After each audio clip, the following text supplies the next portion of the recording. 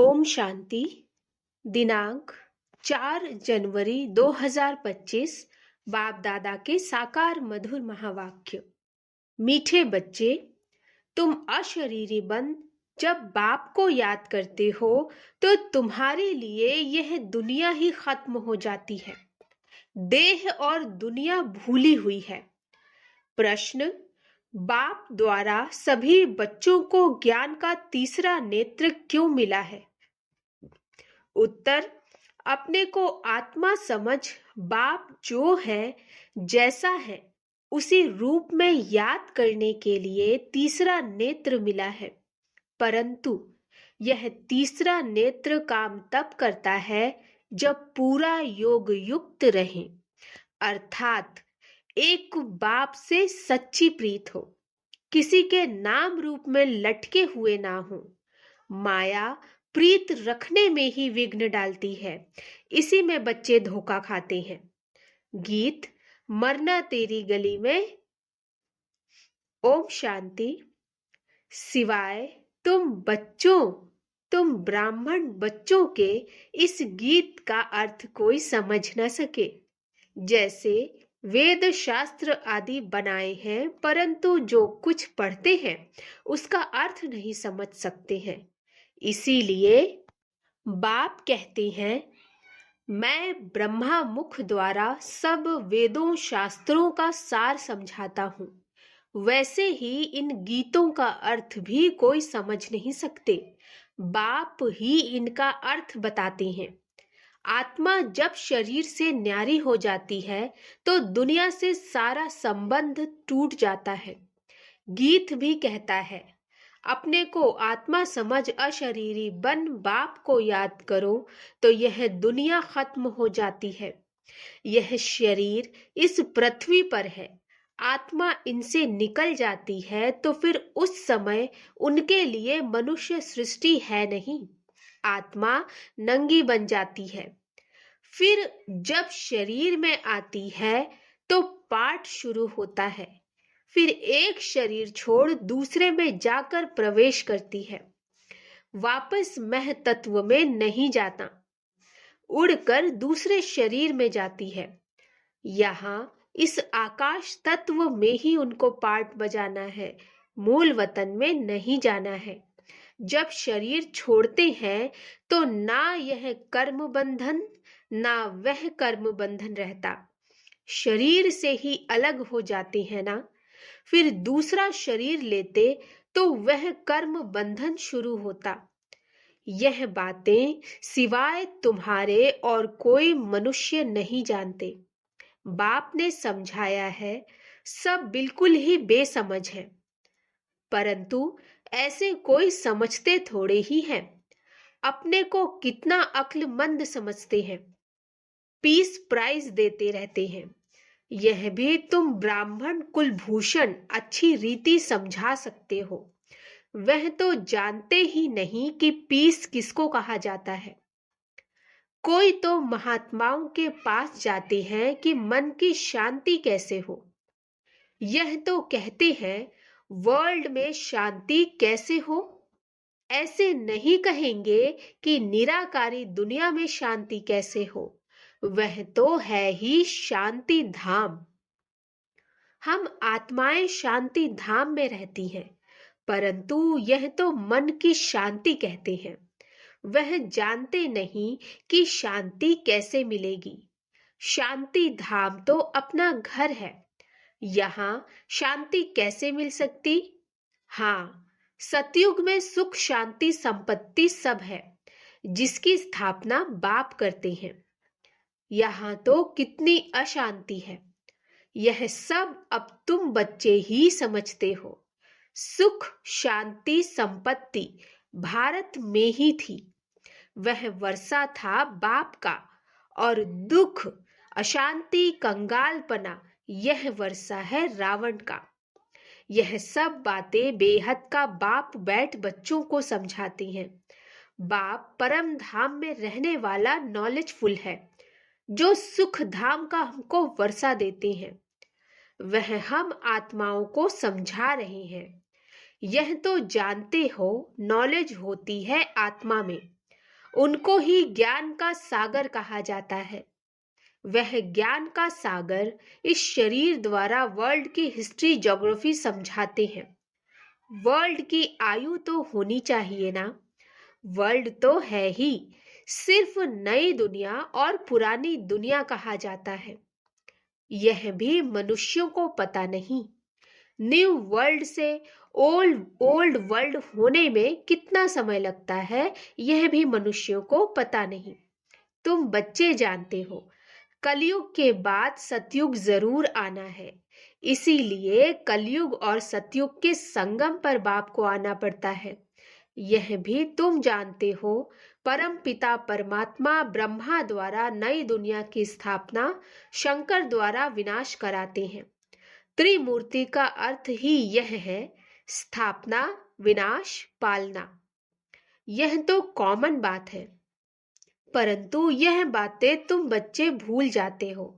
नहीं तो तुमको खुशी बहुत रहे, निरंतर याद रहनी चाहिए। बाबा हमको अब नई दुनिया के लायक बना रहे हैं। तुम भारतवासी ही लायक बनते हो और कोई नहीं। हाँ, जो और धर्मों में कन्वर्ट हो गए हैं वह आ सकते हैं, फिर इसमें कन्वर्ट हो जाएंगे जैसे उसमें हुए थे। यह सारी नॉलेज तुम्हारी बुद्धि में है, मनुष्यों को समझाना है। यह पुरानी दुनिया अब बदलनी है। महाभारत लड़ाई भी जरूर लगनी है। इस समय ही बाबा आकर राजयोग सिखलाते हैं। जो राजयोग सीखते हैं वह नई दुनिया में चले जाएंगे। तुम सबको समझा सकते हो कि ऊंच से ऊंच है भगवान, फिर विष्णु, ब्रह्मा विष्णु शंकर, फिर आओ यहाँ मुख्य है जगत अम्बा, जगत पिता। बाप आते भी यहाँ है, ब्रह्मा के तन में। प्रजापिता ब्रह्मा तो यहाँ है ना। ब्रह्मा द्वारा स्थापना सूक्ष्म वतन में तो नहीं होगी ना, यहाँ ही होती है। यह व्यक्त से अव्यक्त बन जाते हैं। यह राजयोग सीख फिर विष्णु के 2 रूप बनते हैं। वर्ल्ड की हिस्ट्री ज्योग्राफी समझनी चाहिए ना, मनुष्य ही समझेंगे। वर्ल्ड के मालिक ही वर्ल्ड की हिस्ट्री ज्योग्राफी समझा सकते हैं। वह नॉलेजफुल पुनर्जन्म रहित है। यह नॉलेज किसकी बुद्धि में नहीं। परखने की भी बुद्धि चाहिए ना। कुछ बुद्धि में बैठता है या ऐसे ही है, नब्ज देखनी चाहिए। एक अजमल खां नामी ग्रामी वैद्य होकर गया है। कहते हैं देखने से ही उनको बीमारी का पता पड़ जाता था। अब तुम बच्चों को भी समझना चाहिए कि यह लायक है व नहीं। बाप ने बच्चों को ज्ञान का तीसरा नेत्र दिया, जिससे तुम अपने को आत्मा समझ बाप जो है, जैसा है, उसको उसी रूप में याद करते हो। परंतु ऐसी बुद्धि उनकी होगी जो पूरा योग युक्त होंगे, जिनकी बाप से प्रीत बुद्धि होगी। सब तो नहीं है ना, 1-2 के नाम रूप में लटक पड़ते हैं। बाप कहते प्रीत तो मेरे साथ लगाओ ना। माया ऐसी है जो प्रीत रखने नहीं देती। माया भी देखती है, हमारा ग्राहक जाता है तो एकदम नाक कान से पकड़ लेती है। फिर जब धोखा खाते हैं तब समझते हैं माया ने धोखा खाया, माया से धोखा खाया। माया जीत जगत जीत बन नहीं सकेंगे, ऊंच पद पा नहीं सकेंगे। इसमें ही मेहनत है। श्रीमत कहती है मामेकम याद करो तो तुम्हारी जो पतित बुद्धि है वह पावन बन जाएगी। परंतु कईयों को बड़ा मुश्किल लगता है। इसमें सब्जेक्ट एक ही है, अलफ और बे। बस 2 अक्षर भी याद नहीं कर सकते हैं।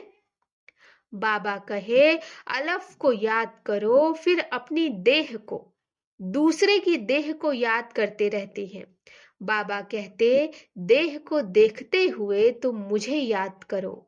आत्मा को अब तीसरा नेत्र मिला है मुझे देखने समझने का, उससे काम लो। तुम बच्चे अभी त्रिनेत्री त्रिकालदर्शी बने हो, परंतु त्रिकालदर्शी भी नंबरवार हैं। नॉलेज धारण करना कोई मुश्किल नहीं, बहुत ही अच्छा समझते हैं, परंतु योग बल कम है। देही अभिमानी पना बहुत कम है। थोड़ी बात में क्रोध गुस्सा आ जाता, गिरते रहते हैं, उठते हैं, गिरते हैं, आज उठे कल फिर गिर पड़ते हैं। देह अभिमान मुख्य है, फिर और विकार लोभ मोह आदि में फंस पड़ते हैं। देह में भी मोह रहता है ना। माताओं में मोह जास्ती होता। अब बाप उससे छुड़ाते हैं। तुमको बेहद का बाप मिला है, फिर मोह क्यों रखते हो? उस समय शक्ल बातचीत ही बंदर मिसल हो जाती है। बाप कहते हैं, नष्टो मोहा बन जाओ, निरंतर मुझे याद करो। पापों का बोझा सिर पर बहुत है, वह कैसे उतरे? परंतु माया ऐसी है, याद करने नहीं देती। भल कितना भी माथा मारो, घड़ी घड़ी बुद्धि को उड़ा देती है। कितनी कोशिश करते हैं हम मोस्ट बिलवेड बाबा की ही महिमा करते रहें। बाबा बस आपके पास आए कि आए, परंतु फिर भूल जाते, बुद्धि और तरफ चली जाती। यह नंबर 1 में जाने वाला भी पुरुषार्थी है ना। बच्चों की बुद्धि में यह याद रहना चाहिए कि हम गॉड फादरली स्टूडेंट हैं। गीता में भी है भगवानुवाच, मैं तुमको राजाओं का राजा बनाता हूं। सिर्फ शिव के बदले श्री कृष्ण का नाम डाल दिया। वास्तव में शिव बाबा की जयंती सारी दुनिया में मनानी चाहिए। शिव बाबा सबको दुख से लिबरेट कर गाइड ले जाते हैं। शिव बाबा सबको दुख से लिबरेट कर गाइड बन ले जाते हैं। यह तो सब मानते हैं कि वह लिबरेटर गाइड है, सबका पतित पावन बाप है, सबको शांति धाम सुख धाम में ले जाने वाला है, तो उनकी जयंती क्यों नहीं मनाते?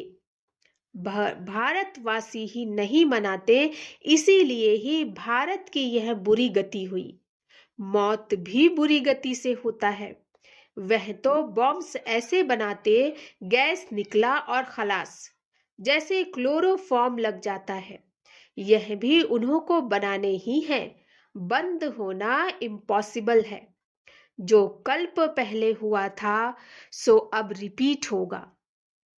इन मूसलों और नेचुरल कैलेमिटीज से पुरानी दुनिया का विनाश हुआ था, सो अभी भी होगा। विनाश का समय जब होगा तो ड्रामा प्लान अनुसार एक्ट में आ ही जाएंगे। ड्रामा विनाश जरूर कराएगा। रक्त की नदियां यहाँ बहेंगी। सिविल वॉर में 1-2 को मार डालते हैं। तुम्हारे में भी थोड़े जानते हैं कि यह दुनिया बदल रही है।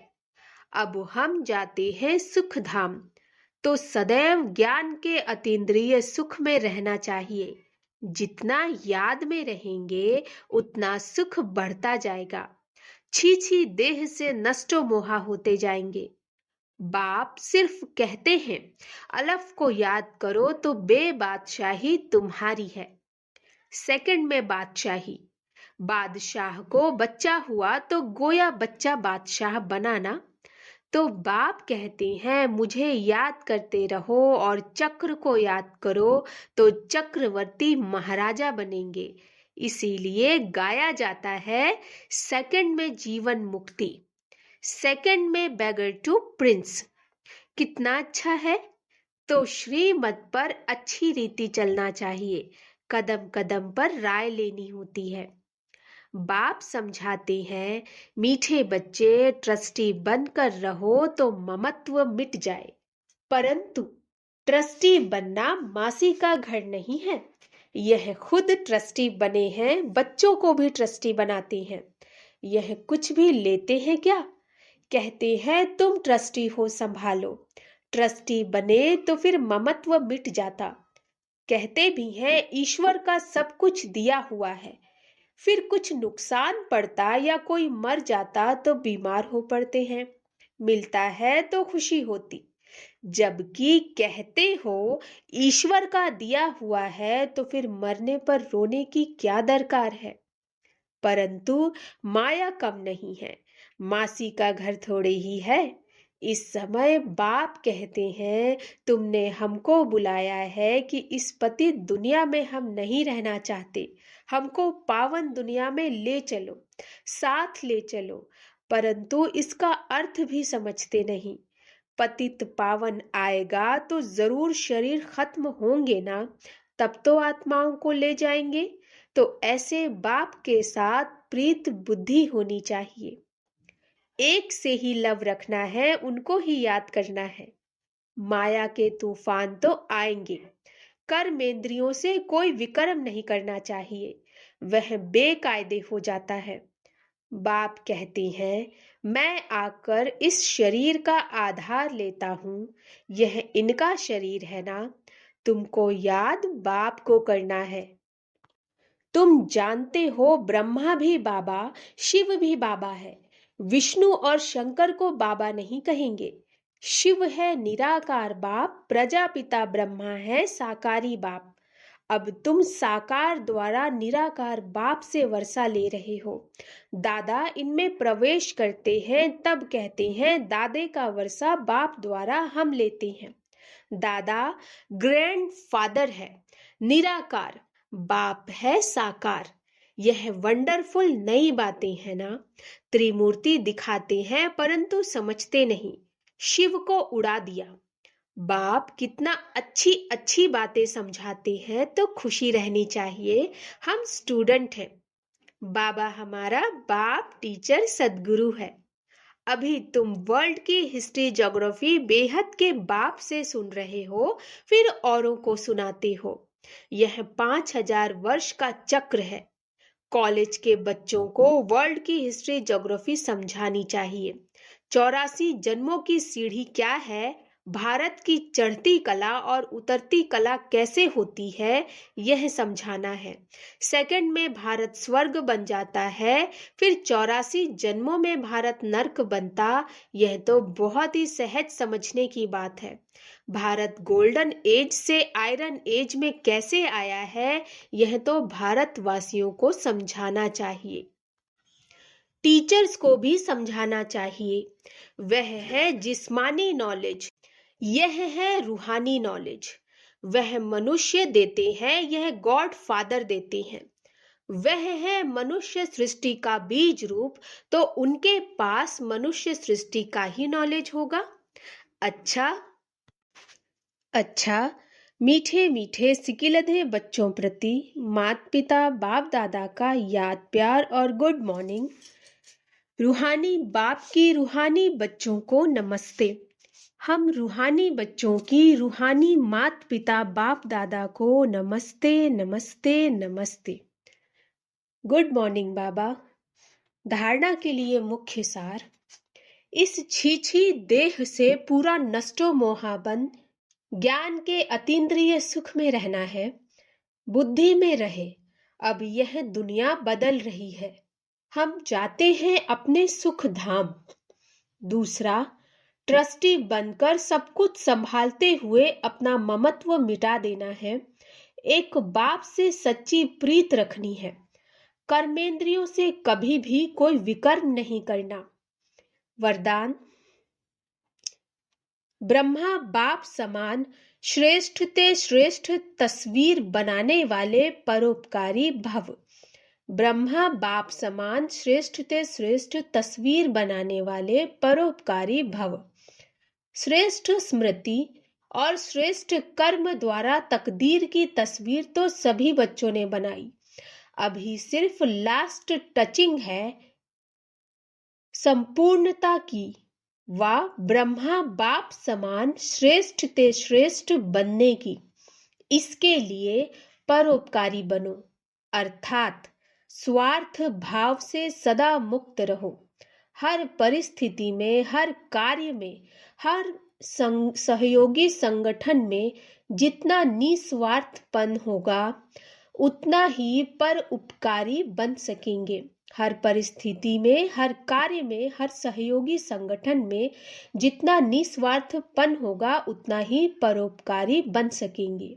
सदा स्वयं को भरपूर अनुभव करेंगे, सदा प्राप्ति स्वरूप की स्थिति में स्थित रहेंगे, स्व के प्रति कुछ भी स्वीकार नहीं करेंगे।